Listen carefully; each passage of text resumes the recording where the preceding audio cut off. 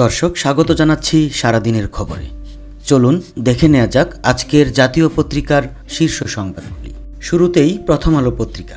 হাসপাতালে হৃদয় বিদারক দৃশ্য, কেউ দেয়ালে মাথা ঠেকিয়ে, কেউ স্কুল ড্রেস ধরে কাঁদছিলেন। মাইলস্টোন স্কুল অ্যান্ড কলেজের ভবনে বিমান বিধ্বস্তের ঘটনায় আহতদের জাতীয় বার্ন অ্যান্ড প্লাস্টিক সার্জারি ইনস্টিটিউটে আনা হয়। তাদের খবর শুনে ছুটে এসেছেন স্বজনেরা। তাদের চোখে মুখে উদ্বেগ, উৎকণ্ঠা। কারো কারো মাঝে আছে স্বজন হারানোর বেদনা। অন্যান্য দিনের মতো সোমবার সকালে স্কুলে পাঠিয়েছিলেন সন্তানকে।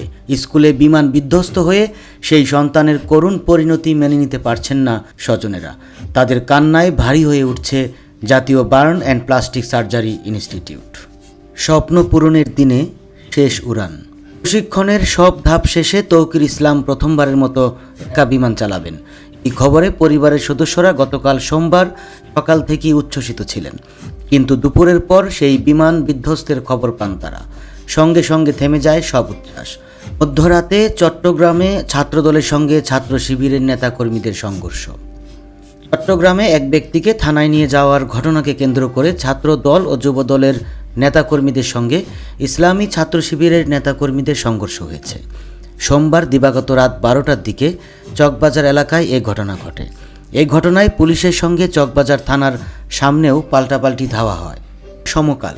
রাজধানী উত্তরার মাইলস্টোন স্কুল অ্যান্ড কলেজে বিমান বিধ্বস্ত হয়ে জাতীয় বার্ন ও প্লাস্টিক সার্জারি ইনস্টিটিউটে চিকিৎসাধীন আরও দুজনের মৃত্যু হয়েছে। ইনস্টিটিউটের আবাসিক সার্জন শাওন বিন রহমান সোমবার রাতে এ তথ্য নিশ্চিত করেছেন। তিনি জানান, রাত 10:30টায় একজন এবং 12টার দিকে আরেকজন মারা গেছেন। ভয়ঙ্কর এই দুর্ঘটনায় মারা যাওয়া অধিকাংশই শিক্ষার্থী। হাসপাতালে ভিড় না করার অনুরোধ প্রধান উপদেষ্টার। রাজধানীর উত্তরায় মাইলস্টোন স্কুল অ্যান্ড কলেজে বিমান বাহিনীর প্রশিক্ষণ বিমান বিধ্বস্ত হয়ে হতাহতের ঘটনায় শোক জানিয়ে ভিডিও বার্তা দিয়েছেন প্রধান উপদেষ্টা ডক্টর মোহাম্মদ ইউনূস। এ সময় হাসপাতালে কাউকে ভিড় না করার অনুরোধ জানান তিনি। পিআর পদ্ধতিতে নির্বাচন বাংলাদেশের জন্য উপযোগী নয়। বিএনপির ভারপ্রাপ্ত চেয়ারম্যান তারেক রহমান বলেছেন, দেশের জনগণের ঐক্য চাইলে কোনোভাবেই সংখ্যানুপাতিক পদ্ধতির নির্বাচন ব্যবস্থা চালু করা উচিত হবে না। দেশ ও জনগণের স্বার্থে পিআর পদ্ধতিতে নির্বাচন বাংলাদেশের জন্য উপযোগী নয় বলেই বিএনপি মনে করে।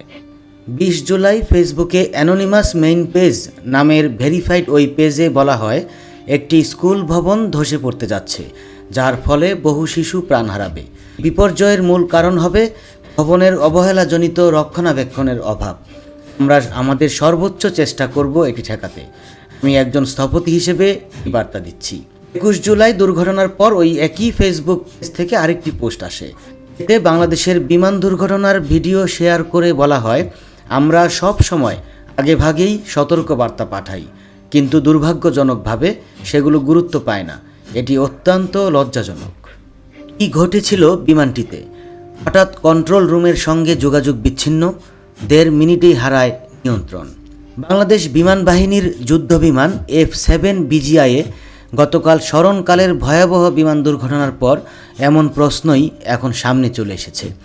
আন্তঃবাহিনীর জনসংযোগ পরিদপ্তর ISPR জানিয়েছে, বাংলাদেশ বিমান বাহিনীর FT-7 BGI যুদ্ধ বিমান নিয়মিত প্রশিক্ষণের অংশ হিসেবে সোমবার দুপুর 1:06 কুর্মিটোলার বিমান বাহিনীর AK খন্দকার ঘাঁটি থেকে উড্ডয়নের পর যান্ত্রিক ত্রুটির সম্মুখীন হয়। দুর্ঘটনা মোকাবেলায় এবং বড় ধরনের ক্ষয়ক্ষতি এড়াতে বিমানের বৈমানিক বিমানটিকে ঘনবসতি থেকে নিয়ে যাওয়ার সর্বাত্মক চেষ্টা করেছিলেন, কিন্তু দুর্ভাগ্যবশত বিমানটি ঢাকার দিয়াবাড়িতে মাইলস্টোন স্কুল অ্যান্ড কলেজের দোতলা একটি ভবনে অনাকাঙ্ক্ষিত দুর্ঘটনায় বিধ্বস্ত হয়েছে। বিধ্বস্ত বিমানটি চীনে তৈরি। দুর্ঘটনার কারণ যান্ত্রিক ত্রুটি। মাইলস্টোন স্কুল অ্যান্ড কলেজ ভবনে বিধ্বস্ত প্রশিক্ষণ যুদ্ধ বিমানটি চীনে তৈরি হয়েছে। আন্তঃবাহিনী জনসংযোগ পরিদপ্তর ISPR সোমবার বিমান বিধ্বস্তের পর জানিয়েছে, বিমানটির মডেল ছিল FT-7 BGI। এটি বেলা 1:06 ঢাকার কুর্মিটোলার বাংলাদেশ বিমান বাহিনী ঘাঁটি থেকে উড্ডয়নের পর যান্ত্রিক ত্রুটির সম্মুখীন হয়। মঙ্গলবারের HSC ও সমমানের পরীক্ষা স্থগিত। অন্তর্বর্তী সরকারের তথ্য ও সম্প্রচার উপদেষ্টা মোহাম্মদ মাহফুজ আলম জানিয়েছেন, মঙ্গলবারের এইচএসসি ও সমমানের পরীক্ষা স্থগিত করা হয়েছে। সোমবার মধ্যরাতে মাহফুজ আলমের ফেসবুক পেজে দেওয়া এক পোস্টে এই তথ্য জানানো হয়। এই পোস্টে বলা হয়, শিক্ষা উপদেষ্টার সঙ্গে তথ্য ও সম্প্রচার মন্ত্রণালয়ের উপদেষ্টা মাহফুজ আলমের সাক্ষাৎ হয়েছে। আজ মঙ্গলবার এইচএসসি ও সমমানের পরীক্ষা নিরীক্ষা স্থগিত হওয়ার সিদ্ধান্ত জানিয়েছেন শিক্ষা উপদেষ্টা। মারা গেলেন মাইলস্টোনের মাহারিন চৌধুরী। মাইলস্টোনে বিমান ধসে আহত হয়ে বার্ন ইনস্টিটিউটে নেওয়া হয়েছিল মাইলস্টোনের কোঅর্ডিনেটর মাহারিন চৌধুরীকে। সোমবার সন্ধ্যার দিকে মাহারিন চৌধুরীর স্বামী বনিত বার্তাকে বলেন, আমার স্ত্রীর শরীরের প্রায় 80% পুড়ে গেছে। আইসিইউতে নেওয়া হয়েছে। তার কাঁধ থেকে পা পর্যন্ত পুড়ে গেছে, কিন্তু আমার স্ত্রী আমাকে তখনও চিনতে পেরেছিল। এসব বলতে বলতে তিনি কান্নায় ভেঙে পড়েন।